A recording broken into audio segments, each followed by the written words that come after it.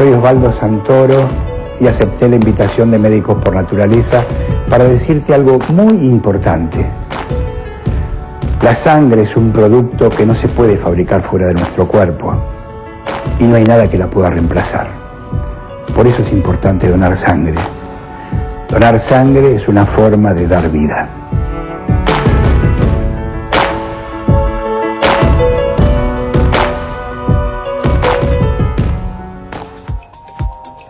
Bueno, y ahora el turno de la licenciada Joal, porque hay mucho temor, mucha fantasía respecto de, obviamente, estos controles, que son fundamentales, como decíamos al principio del programa, porque un diagnóstico precoz salva vidas. Es así de sencillo, ¿no? Todos los doctores nos lo dicen, y especialmente con este tipo de cáncer. Entonces, ¿qué hacer? ¿Qué herramientas nosotros podemos tener para ayudar al paciente, no solamente a enfrentar un diagnóstico, sino a enfrentar también un tratamiento? Bueno, ¿y de qué se trata en este cáncer específico de próstata en el caso de los hombres? Porque el hombre y la mujer responden de manera diferente al temor y al dolor. Entonces, como decía antes, el cáncer de por sí es un acontecimiento que trae mucho estrés, angustia, ansiedad y, como hablamos tantas veces, puede desencadenar una depresión.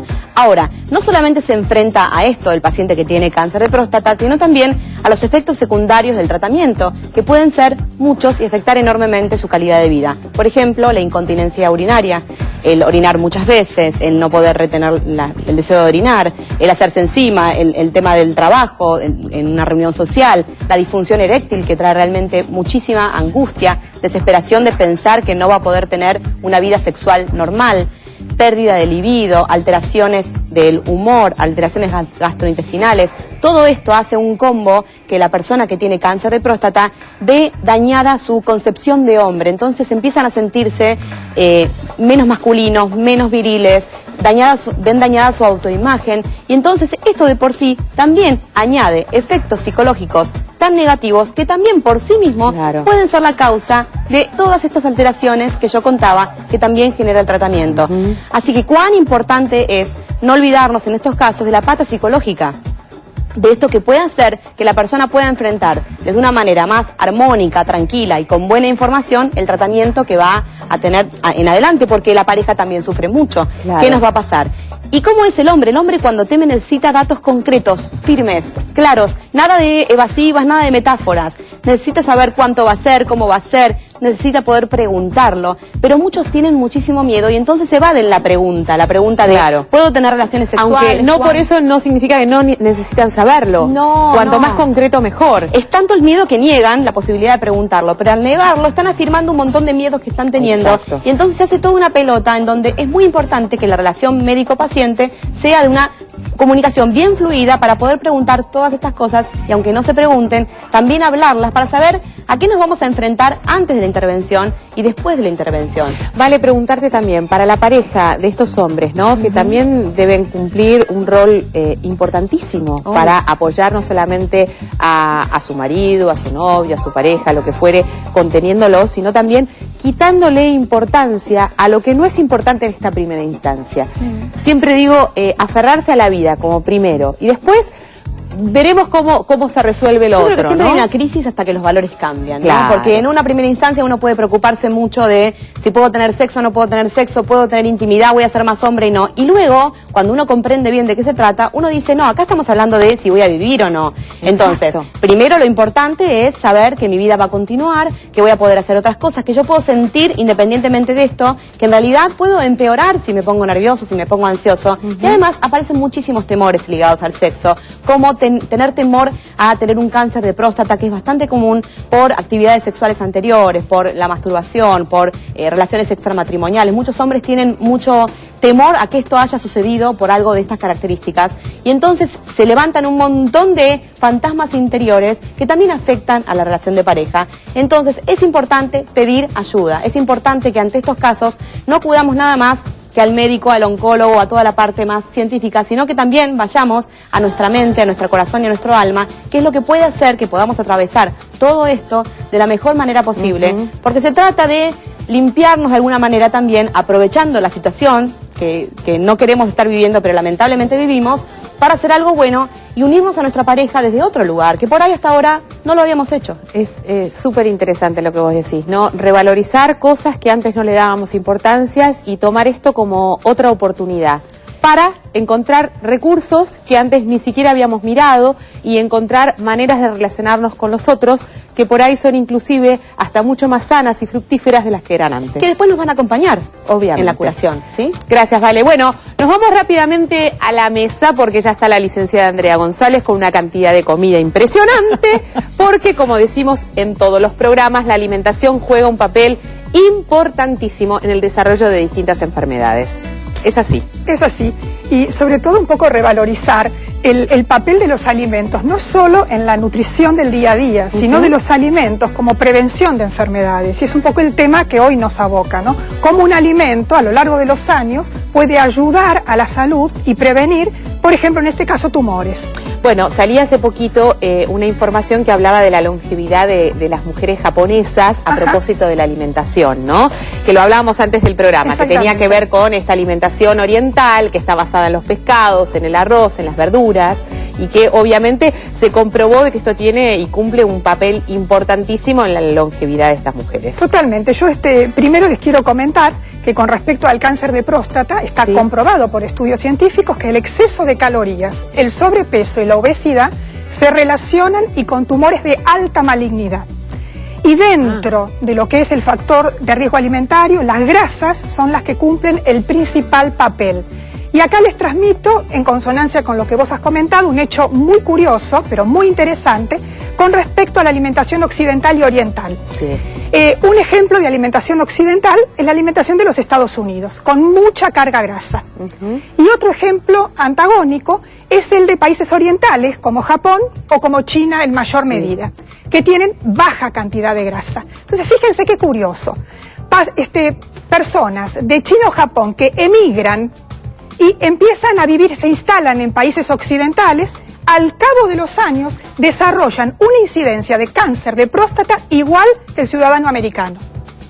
Con lo cual esto nos dice que no tiene que ver con una cuestión ni genética, ni de raza. Ayuda, pero hay muchos factores ambientales, dentro de los cuales la alimentación es fundamental, que está jugando un rol decisivo en la prevención de estos tumores. Bueno, ¿vamos a los platos? No. No, ella siempre me dice que no. No. Siempre me dice que no. ¿A dónde vamos? ¿A dónde vamos? Vamos a introducir dos conceptos, porque me gusta a mí ordenar las cabecitas para que las cosas entren. No, si para obsesiva estaba yo, pero llegó otra, ¿no? Más, seguramente. Bueno, mucho más. A ver. Entonces, un concepto es cuando uno dice, habla de grasas y piensa, las grasas son malas. Las grasas no son malas, las grasas son necesarias para el cuerpo. Lo que es malo es ingerirlas en exceso. Exacto. Pero las funciones que cumplen las grasas en nuestro cuerpo son muy importantes. Le voy a pedir entonces al director la primer placa. A ver. La grasa es absorbida en nuestro intestino y puede tener dos destinos. Prestemos atención también a los colores, que ya sabemos que el verde es bueno, que el rojo hay que tener cuidado. Fíjense la primera función, se utiliza como fuente de energía inmediata, y esto es súper interesante porque nosotros necesitamos tener energía. Claro. Se usa para crear estructuras celulares, vaya si es importante esta función. Una función que ya tiene color amarillo de precaución es que se almacena como reserva, y esto es bueno si se almacena en poca cantidad, pero si comemos en exceso y la reserva es abundante, ya deja de ser beneficioso y por eso está en color amarillo. Por eso en rojo tenemos que una alta ingesta crea un exceso en las reservas y, como siempre, los excesos no son buenos, y la actividad física viene a equilibrar este factor. ¿Por qué? Porque las personas que realicen más actividad física van a movilizar más los depósitos del tejido adiposo, van a hacer que el músculo queme la grasa y ahí el cuerpo va a estar nuevamente en equilibrio. Fenómeno. Bueno. Primer concepto. Ya me quedo callada, viste que ya ni pregunto. No, pero vos acompañame que está bueno. Acompañame que está bueno. Bueno. Entonces, el segundo concepto, ¿no? Es esto de que no todo es lo mismo, como en la vida. Obvio. Y las grasas tampoco son todas iguales. Y a las cosas yo creo que hay que ponerles nombre y apellido para poder saber realmente de qué estamos hablando. Entonces, cuando hablamos de grasas, tenemos, ¿me acompañan? Acá está la luz verde, ya vemos un tipo de alimentos. Acá tenemos luz roja, ¿Me siguen? Sí. Acá tenemos otro tipo de alimentos. Entonces, primero vamos a analizar esto. El rojo. El rojo. Nosotros tenemos grasas que son visibles, que las podemos ver, y entonces como las vemos quizás nos cuidamos un poco más. Pero el gran peligro es lo que no vemos, lo que está oculto en el alimento.